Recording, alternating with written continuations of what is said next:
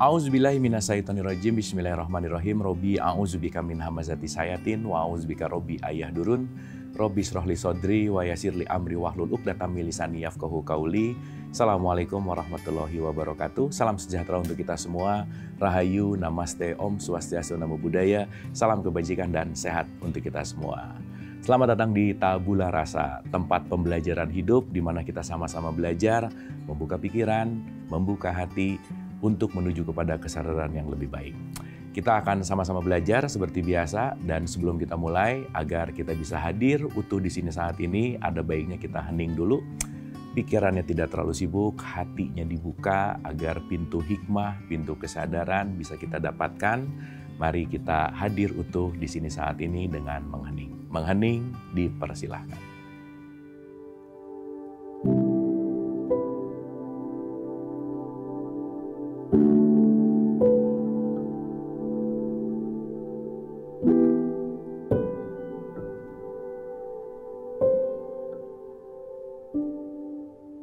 Selesai? Terima kasih, semoga kita sudah ada di halaman yang sama, energi, vibrasi, frekuensi yang sama, dan kita siap sama-sama belajar dan mudah-mudahan menuju kepada kesadaran yang lebih baik. Kita memasuki Ramadan ini, di mana Ramadan sangat erat kaitannya dengan pembakaran. Apa sih yang harus dibakar? Pembakaran ini juga relate sekali dengan konteks yang disebut dengan yang namanya ego. Mungkin kita sering mendengar gitu ya, bahwa di bulan Ramadan setan-setan itu dibelenggu gitu. Tapi ada pertanyaan, kenapa di bulan Ramadan setan dibelenggu, tapi tetap aja ada pencurian gitu ya. Tetap aja ada kalimat-kalimat kotor yang keluar gitu. Tetap aja ada gibah gitu misalkan. Nah itu hal yang menarik bahwa kita mungkin memahaminya bukan setan secara otomatis dibelenggu di bulan Ramadan, bukan. Tetapi kita nanti menyadari bahwa setan yang ada di dalam diri kita, kekuatan kitalah yang penting untuk membelenggunya. Karena pilihannya cuma ada dua, kita yang menguasai setan atau setan yang menguasai kita. Dan selalu berbicara masalah ego, hal yang paling terpenting, hal yang paling esensial, setiap manusia itu tidak pernah punya masalah dengan siapapun dan apapun, kecuali sama egonya. Karena yang akan membuat masalah itu adalah ego kita masing-masing. Dan selalu kita sadari, ego itu nggak pernah ada di luar diri kita. Karena ego itu selalu ada di dalam diri kita. Maka kalau punya masalah, jangan cari jalan keluar, tapi cari jalan ke dalam. Dan Ramadan adalah wahana di mana kita dilatih untuk meniti ke dalam diri, masuk ke dalam diri, mengenal ego, dan disitulah kita akan menguasai ego itu. Jadi Ramadan adalah membakar ego, konsep di mana setan dibelenggu, bukan otomatis setan langsung dibelenggu, tetapi kita yang menguasai ego kita, supaya ego kita tidak mendominasi diri ini. Oke, nah sekarang kita masuk untuk lebih jelas lagi, seperti biasa. Berbicara masalah Ramadan, ego gitu ya, dan di situ ada puasa gitu. Dimana apa sih kaitannya sebenarnya? Dan nanti ini akan ada kaitannya juga dengan emosi tentu saja gitu ya. Yang kita tahu dan yang kita sadari bahwa pernah nggak kita merasakan bahwa aku ini orangnya emosian gitu misalnya gitu ya. Emosinya tinggi dan seterusnya. Nah ternyata bukan masalah emosi tinggi atau apapun, tetapi kembali kepada kebiasaan kita memilih dalam melakukan apa. Jadi ingat ya, we are what we repeat. Kita adalah sesuatu yang kita pilih ulang-ulang. Pemilihan yang sama akan berdampak kepada perilaku yang sama. Maka penting sekali untuk memilih sesuatu yang berbeda. Dan kadang-kadang memilih sesuatu itu tanpa disadari. Karena memilihnya udah dalam keadaan otomatis. Alam bawah sadar. Maka kenapa pentingnya kesadaran? Memilih dengan sadar itu adalah sesuatu yang perlu kita latih. Karena dalam penelitian dikatakan bahwa orang yang memilih dalam sadar itu satu hari itu cuma 5% gitu. Karena 95%-nya biasanya hanya kebiasaan yang diulang-ulang. Maka kita fokus ke yang 5%, terutama di bulan Ramadan ini. Karena bulan Ramadan ini adalah bulan latihan, di mana semuanya melakukan hal yang sama. Jadi kalau melakukan hal yang sama barengan itu biasanya ada semangat gitu. Dan ketika semangat itu tumbuh, di situ tempat pembelajaran yang kita bisa lakukan secara simultan dan lebih baik lagi. Oke, nah sekarang kita berbicara tentang ego gitu. Ada poin penting kalau kita kaitkan, ada statement yang namanya saitan. Saitan itu dari kata sayatin yang artinya menjauhkan. Menjauhkan dari apa? Dari kasih sayang Allah. Menjauhkan dari apa? Dari Allah itu sendiri. Kita sederhanakan, menjauhkannya dari apa sih sebenarnya? Dari kesejatian diri kita gitu. Maka ego itu sering disebut dengan yang namanya diri ilusi kita, bukan diri yang sejati. Nah, dalam konteks ini kita berbicara masalah ego, tentu saja kita udah pernah bahas tentang kenapa sih perlu ada setan di dalam kehidupan ini. Kenapa Allah menciptakan setan? Karena setan itu adalah dalam tanda petik sparring partner kita dalam hidup gitu. Dia pelatih kita untuk lebih sadar dalam kehidupan. Maka setan itu intinya adalah sifat.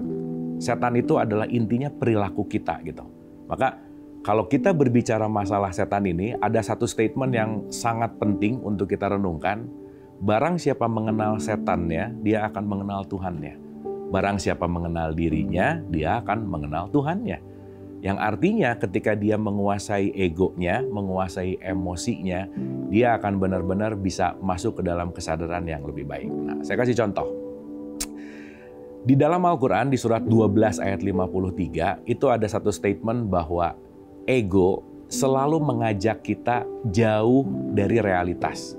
Selalu mengajak kita jauh dari Allah. Selalu mengajak kita jauh dari kasih sayangnya. Maka ada dua poin penting. Ketika kita menyadari bahwa kesadaran kita yang sejati itu, diri kita yang sejati itu adalah ruh.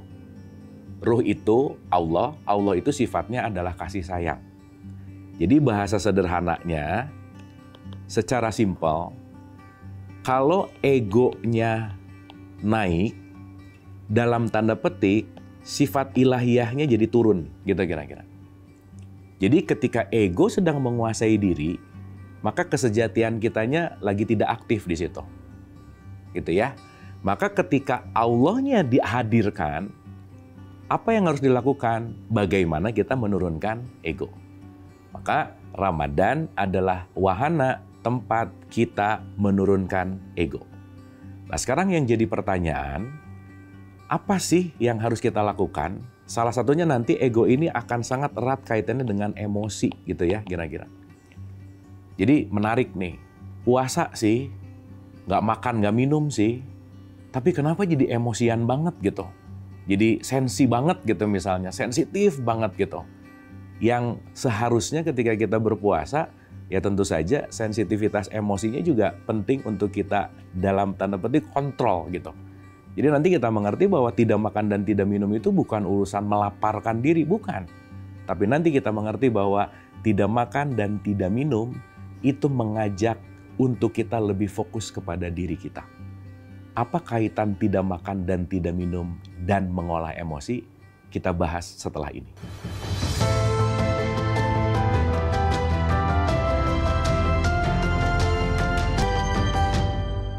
Masih bersama saya Bu Marlo, mari kita lanjutkan pembelajaran. Emosi atau ego itu akan selalu hadir kalau ada kaitannya dengan aku. Ini penting banget. Saya kasih contoh. Kalau mobil tetangga ketabrak, mungkin nggak akan ada rasanya di dalam diri kita. Tapi mobil kita yang ketabrak, yang ditabrak mobil, tapi yang bisa sakit hatinya. Berarti ada konektivitas antara mobil dan aku. Maka ketika nanti keakuannya tinggi, ego akan menyebabkan egois. Maka yang penting aku, yang penting aku. Maka ketika aku yang dikedepankan, di situ kita akan meningkatkan volume ego. Artinya, semakin ego diberikan nutrisi, semakin ego dikasih makan, maka dia akan semakin membesar. Ya, balik lagi ya. Segala sesuatu yang dikasih makan kan pasti bertumbuh gitu. Intinya, yang mau dikasih makan tiap hari egonya atau kesabarannya. Egonya atau kesadarannya. Itu adalah pilihan. Nah, jadi pada dasarnya titik beratnya ada di aku itu sendiri gitu. Nah, sekarang kita renungkan. Ketika ada sesuatu hal yang berkaitan dengan aku, itu tergantung dari bagaimana kita melakukan yang namanya reaksi. Dan ini penting banget nih. Penting banget. Jadi, kita tidak bisa mengatur apa yang datang ke kita. Semua kejadian yang datang ke kita, 1 jam yang akan datang, 2 jam yang akan datang, kita nggak pernah tahu apa yang akan terjadi kepada diri kita. Maka, mari kita mulai belajar fokus kepada apa yang bisa kita kontrol. Karena yang datang ke kita itu nggak bisa kita kontrol. Tapi yang penting adalah reaksi terhadap yang datang kepada kita, itu yang penting untuk kita jaga dan kita kontrol. Maka secara esensi, berbicara masalah Ramadan, intinya adalah bagaimana kita melatih bereaksi terhadap sesuatu yang datang ke dalam kehidupan kita. Maka dalam konteks melatih reaksi, tentu saja ini perlu yang namanya latihan. Artinya, bagaimana kita bereaksi terhadap sesuatu tergantung kebiasaan kita memilih apa dalam setiap reaksi. Nah, nanti kita mengerti kenapa sih di bulan Ramadan kegiatan ritualnya tuh diperbanyak gitu. Ada sahur, ada tarawih, ada tadarus, bahkan tadarusnya lebih banyak lagi, lebih banyak lagi, lebih banyak lagi. Itu tujuannya cuma untuk satu sebetulnya. Untuk lebih menyibukkan kita terhadap diri sendiri daripada faktor eksternal. Untuk lebih membuat komunikasi dan koneksi antara diri kita dengan diri sendiri. Maka saya kasih contoh sederhana. Begitu kita tiap hari makan dan minum, yang secara normal mungkin sehari 3 kali atau 4 kali. Lapar, makan, haus, minum. Lapar, makan, haus, minum. Dan kita memberikan nutrisi terhadap haus dan lapar kapanpun dan dimanapun kita mau gitu. Tapi balik lagi nih, sesuatu yang terus dikasih nutrisi dia akan bertumbuh dan berkembang. Mungkin kita perlu menjaga jarak kapan kita makan dan kapan kita minum. Yang terpenting adalah dalam bereaksi ini kita mengambil yang namanya jarak. Nanti kita mengerti bahwa jarak ini penting banget disebut sebagai momen yang namanya jeda. Nah, saya kasih contoh supaya sederhana. Dan mungkin ini nanti kita bisa sama-sama kontemplasikan. Ketika kita merasakan sebuah emosi atau perasaan di dalam diri kita, jangan lupa, tidak pernah ada perasaan yang salah. Yang mungkin salah adalah actionnya atau tindakannya. Saya kasih contoh sederhana. Mungkin ngelihat orang nih agak-agak nyebelin, ada perasaan. Nyebelin banget sih, itu perasaan. Tapi bukan berarti begitu ngelihat orang nyebelin langsung ditonjok gitu kan, bukan gitu, nggak gitu intinya. Berarti kita perlu ada jarak antara perasaan dan action, antara perasaan dan reaksi. Disitulah pentingnya kita menjeda atau berjarak gitu. Nah, contoh sederhana, supaya nanti ini kita jadikan bahan latihan. Jadi Ramadan ini, puasa ini bukan hanya fokus nggak makan nggak minum gitu ya kira-kira. Dan itu juga sebetulnya untuk latihan gitu. Tidak makan dan tidak minum secara esensi itu melemahkan faktor fisik. Dan melemahkan faktor fisik sebetulnya menurunkan tenaga dalam tanda petik. Jadi kalau tenaganya turun, kita sebaiknya belajar untuk memanage tenaga ini disalurkan kemana gitu. Jadi mungkin kalau tiap hari kita makan bebas gitu ya, dan mungkin tidak ada limitasinya, ya mungkin kita akan menyalurkan ke marah, ke benci, ke bete, ke apapun gitu kira-kira. Pada saat kita berpuasa, energi sangat terbatas. Oleh karena itu, kita harus pandai-pandai menyalurkan energi kepada sesuatu yang sangat bermanfaat. Sebagai contoh, di luar puasa kita makan minum kapanpun dan dimanapun. Jadi kalau lapar dikit bisa makan, haus bisa minum. Tapi ketika berpuasa kita cuma punya satu kesempatan sahur dan setelah itu buka puasa. Jadi antara sahur dan buka puasa ini kita tidak dimasukkan nutrisi penambah energi secara fisik. Artinya, mari kita mulai renungkan bahwa pembelajaran puasa ini bukan hanya urusan gak makan gak minum.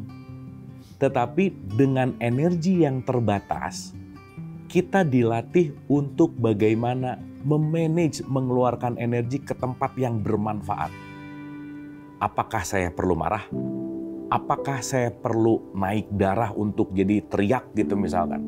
atau apapun deh yang kaitannya sama emosi dan ego gitu kira-kira. Nah, sehingga ketika kita mulai menyadari keterbatasan energi ini ketika kita berpuasa, kita akan lebih mulai masuk ke dalam awareness diri sendiri, kesadaran diri sendiri, bukan hanya kaitannya nggak makan, nggak minum. Tapi bagaimana saya bisa memanage emosi saya, mengolah emosi saya dalam setiap tindakan dan reaksi, dan tentu saja di situ akan membawa kita lebih memiliki jarak dengan faktor eksternal. Apa sih maksudnya memiliki jarak dengan faktor eksternal? Kita bahas setelah ini.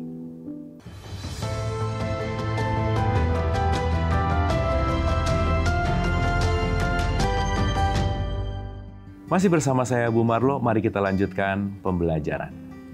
Baik, kita kembali dulu ke aksi dan reaksi. Sekali lagi, mari kita fokus kepada yang bisa kita kontrol, dan mari kita benar-benar kontrol apa yang seharusnya, karena sekali lagi ketika kita berpuasa di bulan Ramadan ini, limitasi energi kita benar-benar penting untuk kita keluarkan energi itu ke tempat yang sangat bermanfaat. Oke, sekarang kita renungkan begini. Kalau kita berbicara ada faktor eksternal, eksternal ini kalau ada kaitannya sama aku, itu pasti akan memancing emosi, pasti. Karena segala sesuatu urusannya dengan aku. Jadi apapun urusan yang nggak ada akunya, itu nggak akan memengaruhi gitu. Nah, emosi itu nanti akan memengaruhi dalam konteks yang namanya reaksi. Saya mau ngomong apa, saya mau membentak, saya mau senyum, saya mau marah, itu tergantung dari pancingan emosi yang datang. Yang menarik adalah ketika sesuatu datang, itu berimpact kepada dua poin penting. Yang pertama, yang disebut dengan yang namanya nalar kita, atau akal kita, atau kesadaran kita. Yang kedua, dia akan masuk langsung ke dalam emosi. Jadi kalau ada sesuatu yang nempel ke emosi langsung, biasanya dia meng-hijack ini, melewati nalar kita, pasti yang keluar adalah sesuatu hal yang buruk gitu. Nah, disitulah kita perlu yang disebut dengan yang namanya saum, atau puasa, atau hening, atau berjarak. Disitulah kenapa setiap momentum ibadah di bulan Ramadan, itu sebetulnya menjarakkan kita dengan aksi yang tanpa sebuah kontemplasi gitu. Ketika kita hening sejenak, kita bisa mulai berpikir lebih jernih gitu kira-kira. Berarti yang terpenting dalam reaksi ini adalah jedanya atau jaraknya. Maka kenapa sih di bulan Ramadan itu digaungkan untuk baca Quran, digaungkan untuk hataman, ditambah dengan ibadah-ibadah sunnah. Nanti juga ada itikaf misalkan. Nanti juga di situ ada tarawih gitu misalkan. Sahur. Kita disibukkan dengan semua ritual yang pada dasarnya masuk dan meniti ke dalam diri kita untuk kita punya jarak yang signifikan dengan faktor eksternal. Gitu ya. Nah, artinya di sini ada pengolahan emosi. Di sini ada pengolahan, mulai ada jarak bahwa misal, begitu melihat sesuatu, yuk kita mulai belajar menjeda nih. Apakah saya perlu membalas pesan ini? Bagaimana saya merespon segala sesuatu? Begitu kita semakin punya jarak, semakin kita akan memandang sangat jelas sekali gitu. Maka Ramadan itu sebetulnya adalah bagaimana kita membuat jarak dengan emosi-emosi kita yang mungkin biasanya karena energinya full terus, ada sesuatu reaktif banget gitu. Ada dikit marah dulu gitu. Ada sesuatu putuskan dulu. Karena kan biasanya menyesal itu di belakang gitu ya. Dalam konteks bahwa begitu ngomong baru mikir nih, oh iya ya, ucapan saya jangan-jangan nggak bagus. Tapi begitu kita terlimitasi energi, di situ kita mengolah emosi. Justru sebelum kita berbicara, mulai direnungkan. Ucapan saya impact-nya terhadap orang yang mendengar baik nggak ya? Apa sih kaitan ucapan saya dengan reaksi orang lain gitu? Nah, saya rasa kontemplasi ini yang sangat-sangat penting untuk kita lakukan sebagai sarana latihan di bulan Ramadan ini.